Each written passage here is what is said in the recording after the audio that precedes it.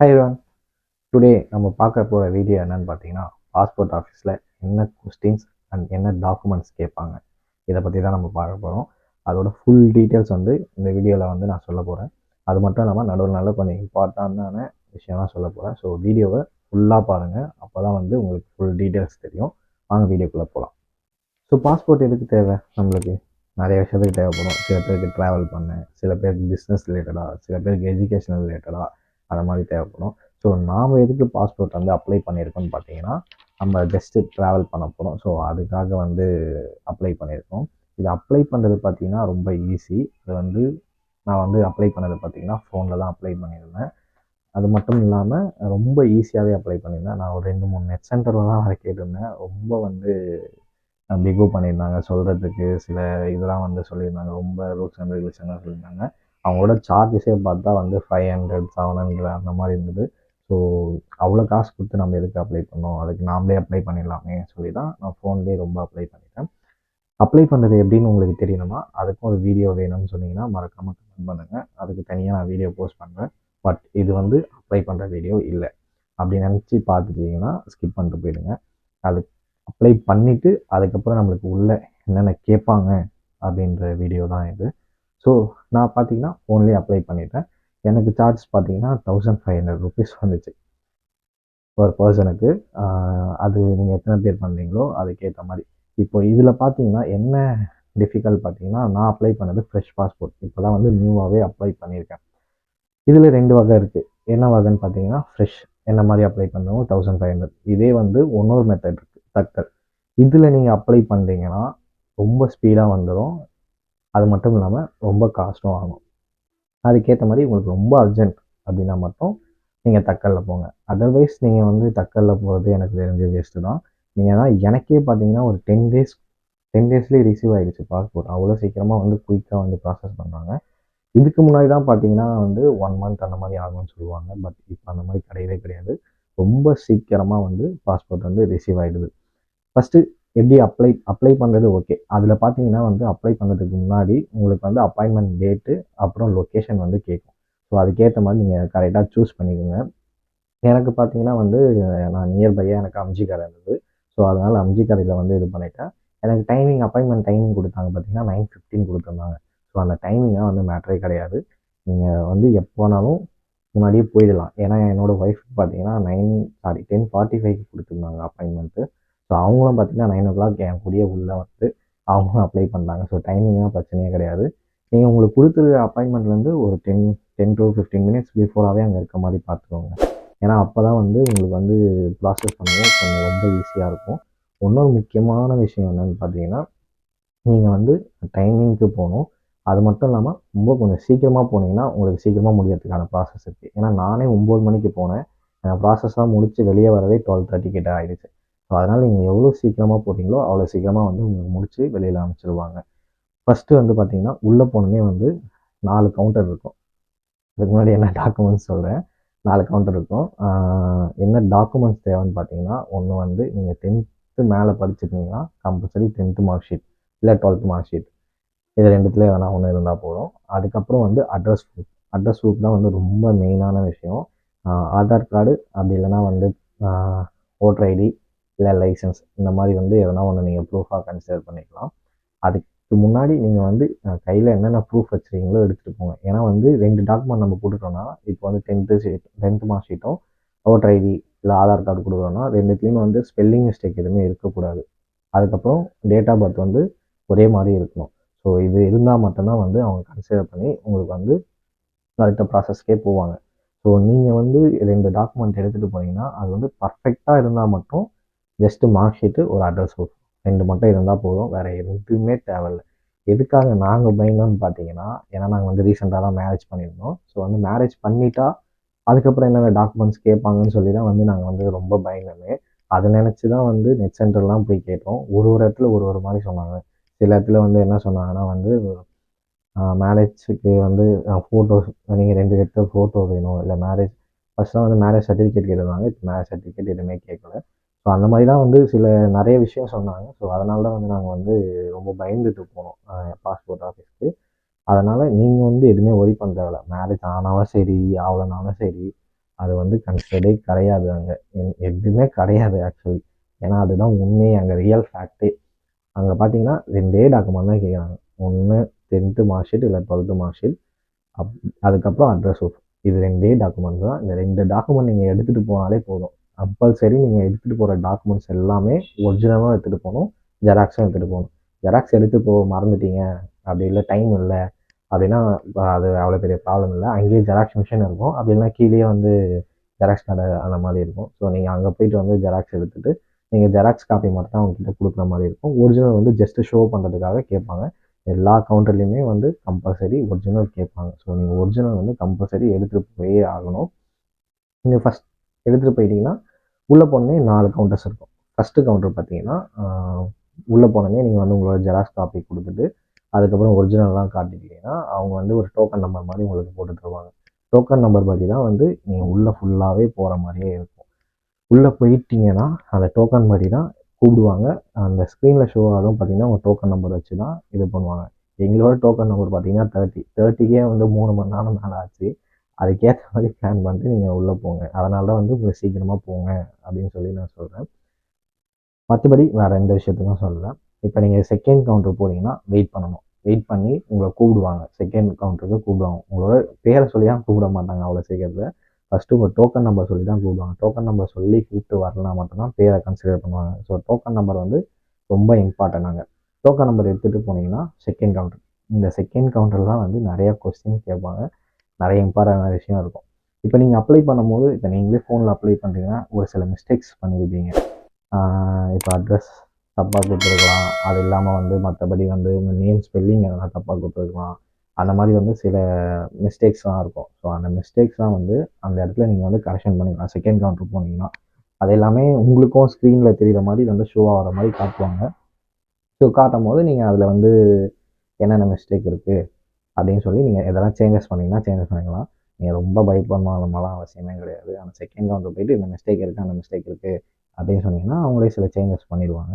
அதுக்கப்புறம் பார்த்தீங்கன்னா அங்கே தான் வந்து ஃபோட்டோவும் எடுப்பாங்க. ஃபோட்டோ எடுத்துகிட்டு உங்களோட ஃபிங்கர் பிரிண்ட் 10 ஃபிங்கர் வந்து கம்பல்சரி வந்து உங்களுக்கு வந்து இது பண்ணுவாங்க. கேட்கும்போது 10 ஃபிங்கர் எடுத்துகிட்டு அதுக்கப்புறம் சில சில பேர் வந்து சில கொஸ்டின்ஸ் தான் கேட்குறாங்க. ஏன்னா வந்து எனக்கு பார்த்தீங்கன்னா எந்த கொஸ்டினுமே கேட்கவே இல்லை. ஜஸ்ட்டு வந்து என்ன கேட்டாங்கன்னா ஃபிங்கர் பிரிண்ட்டு அதுக்கப்புறம் டீட்டெயில்ஸ் எல்லாம் கரெக்டாக இருக்கான்னு பார்த்தாங்க, ஒரு ஃபோட்டோ, அவ்வளோதான். ஆனால் என்னோட ஒய்ஃபுக்குலாம் பார்த்தீங்கன்னா நிறைய கொஸ்டின்ஸ் கேட்டிருக்காங்க. அட்ரஸ் ப்ரூஃபை பற்றி, இந்த அரசில் தான் இருக்கீங்களா, வேறு எதனா சேஞ்சஸ் இருக்கா, அந்த மாதிரி நிறைய கொஸ்டின் கேட்டிருக்காங்க. எங்கே வேலைக்கு போகிறீங்க, என்ன போகிறீங்க, அந்த மாதிரி சம் ரிலேட்டட் அந்த நீங்கள் அப்ளை பண்ணுறதை பொறுத்து சம் ரிலேட்டட் கொஸ்டின்ஸ் தான் வந்து கேட்குறாங்க. அதுக்கேற்ற மாதிரி நீங்கள் அங்கே பார்த்துங்க. அந்தளவுக்கு பெருசான கேள்வி இருக்காது. ஸோ சிம்பிளான கேள்வி தான் இருக்கும். ஆனால் அந்த செகண்ட் கவுண்ட் வந்து ரொம்ப முக்கியம். எதுக்கு சொன்னேன்னா கரெக்ஷன்ஸ் இருந்தால் மாற்றிக்கிறதுக்கு. அதுக்காக மட்டும்தான் அந்த செகண்ட் கவுண்டர் வந்து வச்சுருக்காங்க. செகண்ட் கவுண்டரில் நீங்கள் கரெக்ஷன் பண்ணாமல் தேர்ட் கவுண்டர் போயிட்டீங்கன்னா திருப்பி தேர்ட் கவுண்டர்லேருந்து செகண்ட் கவுண்டருக்கு அனுப்பிச்சு விட்டு திருப்பி லைன்லேருந்து நீங்கள் போகிற மாதிரி இருக்கும். அதுக்காக தான் சொல்கிறேன், செகண்ட் கவுண்டர்லேயே முக்கால்வாசி உங்களுக்கு எவ்வளோ முடியுமோ அந்த அளவுக்கு வந்து கரெக்ஷன்ஸ் வந்து பண்ணிவிட்டு எல்லாமே கரெக்டாக இருக்க மாதிரி எடுத்துகிட்டு தேர்ட் கவுண்டர் போங்க. தேர்ட் கவுண்டர் போகும்போது தான் உங்களுக்கு வந்து கொஞ்சம் டைம் எடுக்கும்னு சொல்ல முடியாது. தேர்ட் கவுண்டர் போனீங்கன்னா சிம்பிள் ப்ராசஸ் தான், ஒன்றுமே கிடையாது. அங்கேயும் போயிட்டு நீங்கள் உங்களோட ஒரிஜினல் காப்பீஸ் காட்டணும். 2 ஒரிஜினல் காப்பி, அதாவது 10th மார்க் ஷீட் இருந்தால் 10th மார்க் ஷீட் காட்டணும். அதுக்கப்புறம் வந்து அட்ரஸ் ப்ரூஃப் வந்து நான் வந்து ஓட்டர் ஐடி எடுத்துகிட்டு போனேன். உங்களுக்கு ஆதார் கார்டு வேணும்னா ஆதார் கார்டு எடுத்துகிட்டு போகலாம். அப்படி இல்லை உங்களுக்கு லைசன்ஸ் வேணும்னா லைசன்ஸ் எடுத்துகிட்டு போகலாம். ஏன்னா ஒரு 2-3 காப்பீஸ் வந்து நீங்கள் கையில் கேரி ஆன் பண்ணுறது கொஞ்சம் வந்து உங்களுக்கு யூஸ்ஃபுல் தான். இப்போ அங்கே போயிட்டு அந்த ப்ரூஃப் வேணாம், இந்த ப்ரூஃப் வந்து இன்கேஸ் தப்பாக இருக்குது, அந்த மாதிரி வேறு ப்ரூஃப் தாங்க அப்படின்னு கேட்டாங்கன்னா நீங்கள் திடீர்னு வீட்டுக்கு போய் எடுத்துகிட்டு வர முடியாதுல்ல. ஸோ வந்து 2-3 டாக்குமெண்ட்ஸ் வந்து கையில் எடுத்துகிட்டு போங்க. ஏன்னா அப்போ தான் வந்து உங்களுக்கு யூஸ்ஃபுல். அதுக்காக தான் சொல்கிறேன். ஏன்னா இல்லைன்னா நீங்கள் திருப்பி வீட்டுக்கு வந்துட்டு இல்லை அவங்க இன்னொரு நாள் வாங்க அப்படின்னு சொல்லி உங்களுக்கு டைம் கொடுப்பாங்க. அது வேஸ்ட். ஸோ ஒரே நாளில் முடிக்கிறதுக்கு இது எல்லாமே கொஞ்சம் கேரி ஆன் பண்ணிட்டு போங்க கொஞ்சம் கையில். அப்போ தான் உங்களுக்கு யூஸ்ஃபுல்லாக இருக்கும். தேர்ட் கவுண்டரில் பார்த்தீங்கன்னா ஒன்றுமே கிடையாது. அவங்க வந்து நம்மளோட டாக்குமெண்ட்ஸ் அதுக்கப்புறம் எல்லாமே வாங்கி பார்த்துட்டு ஓகே சொல்லிட்டு அனுப்பிச்சிடுவாங்க. அதுக்கப்புறம் ஃபோர்த் கவுண்டர் போகணும். இதுதான் வந்து லாஸ்ட்டு கவுண்ட்ரு. இந்த லாஸ்ட்டு கவுண்டர் தான் வந்து ரொம்ப நேரம் ஆகும். எதுக்காக ரொம்ப நேரம் ஆகும்னா சொன்னேன்ல, நியூ ஃப்ரெஷ்ஷாக அப்ளை பண்ணுறவங்க, அதுக்கப்புறம் வந்து தட்கல், அதுக்கப்புறம் வந்து ரொம்ப வயசானவங்களாக இருப்பாங்கல்ல, அவங்க தான் வந்து அப்ளை பண்ணியிருப்பாங்க. ஸோ வந்து இது எல்லாமே பார்த்தீங்கன்னா எல்லாருமே ஒரே கவுண்டர் தான் போய் ஆகணும். ஸோ அப்படி போகும்போது எல்லாமே வந்து ஷஃபிள் பண்ணி அப்படி தான் கூடுவாங்களே. ஸோ ஷஃபிள் பண்ணி கூப்பிட்றப்போ என்ன ஆகும்னா, உங்களோட இப்போ நீங்கள் 29 நம்பர் 30வது நம்பர் அந்த மாதிரிலாம் வந்து 1ஆம் நம்பர் 2ஆம் நம்பர் அந்த மாதிரி லைனாலாம் கூட மாட்டாங்க. அவங்க வந்து அவங்க ஏற்ற மாதிரி ஒரு நம்பர்ஸ் இருக்கும். அதுக்கேற்ற மாதிரி அவங்க வந்து அப்படியே கூப்பிட்டுட்டே இருப்பாங்க. ஆனால் அந்த நம்பர் இம்பார்ட்டன்ட்டாக ஞாபகம் வச்சுங்க. அப்போ தான் வந்து அந்த ஸ்க்ரீனில் தெரியும். ஸ்க்ரீனில் நீங்கள் தான் பார்த்துட்டு போகணும். சில பேர் அங்கே இருப்பாங்க. இருந்தாலும் சில டைம் அங்கே அந்த இடத்துல அவங்க இல்லை, எங்கன்னா வெளியில் போயிருந்தாங்கன்னா அவங்க சொல்ல மாட்டாங்க. நீங்களே ஸ்க்ரீன் பார்த்து எந்த கவுண்டர் போகணுமோ அந்த கவுண்டர் போயிட்டு நீங்கள் உங்களோட டாக்குமெண்ட்ஸை கொடுக்கணும். ஸோ இதுதான் தட்கல் ப்ளஸ் நியூ ஃப்ரெஷ்ஷு தான் அதான் எண்ணில் ஸ்டார்ட் ஆகும். அதனால் நியூ பாஸ்போர்ட் அப்ளை பண்ணுவாங்க. அதுக்கப்புறம் சீனியர் அது அது ஸ்டார்ட் ஆகும். ஸோ ஷஃபிள் பண்ணி கூப்பிட்டுட்டே இருப்பாங்க. அதனால தான் அந்த ஃபோர்த் கவுண்டர் போகும்போது ரொம்ப வந்து டைம் இருக்கும். நான் ஃபோர்த் கவுண்டரில் மட்டும்தான் ரொம்ப நேரம் நின்னேன். கிட்டத்தட்ட 1.5 மணி நேரம் மேலேயே அந்த ஃபோர்த் கவுண்டரில் நின்னேன். ரொம்ப லேட் ஆச்சு அங்கே. அங்கேயும் பெருசாக எதுவுமே கேட்க மாட்டாங்க. ஜஸ்ட் இந்த டாக்குமெண்ட்ஸாக எல்லாம் கரெக்டாக இருக்கா எல்லாமே பார்த்துட்டு அவங்க தான் லாஸ்ட்டாக வந்து அப்ரூவ் பண்ணுறவங்களே. ஏன்னா அவங்க தான் வந்து அவங்க தான் வந்து கவர்மெண்ட் எம்ப்ளாயிஸ். அவங்க தான் வந்து சீனியர்ஸ். ஸோ அவங்க தான் வந்து லாஸ்ட்டாக வந்து உங்களுக்கு அப்ரூவ் பண்ணுறவங்க. அவங்க அப்ரூவ் பண்ணால் மட்டும்தான் உங்களுக்கு அடுத்த ஸ்டேஜ் போகும். இன்கேஸ் நீங்கள் டாக்குமெண்ட் எதனா தப்பாக எடுத்துகிட்டு போயிட்டீங்க, டாக்குமெண்ட்ஸ் இல்லைன்னா அவங்கக்கிட்ட டைம் கேளுங்க. டைம் கேட்கலன்னா சில டைம் வந்து என்ன பண்ணுவாங்கன்னா ரிஜெக்ட் பண்ணுவாங்க.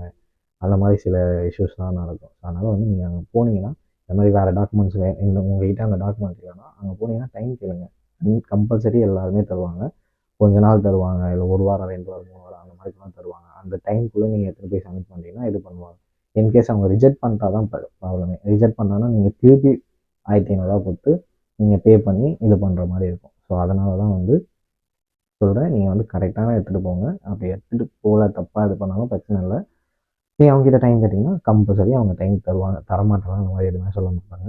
ஃபோர்த் கவுண்டரில் போயிட்டு உங்களோட எல்லாத்தையுமே கொடுத்துட்டு எல்லாமே இது பண்ணிட்டீங்கன்னா அவங்க ஓகேன்னு பண்ணிவிட்டு உங்களை அனுப்பிச்சிடுவாங்க. அனுப்பும்போது சொல்லுவாங்க இந்த மாதிரி போலீஸ் வெரிஃபிகேஷன் வருவாங்க. ஸோ அதுக்கேற்ற மாதிரி வீட்டில் இருக்கிறதுக்கு பார்த்துக்கோங்க அப்படின்னு சொல்லி இது பண்ணாங்க.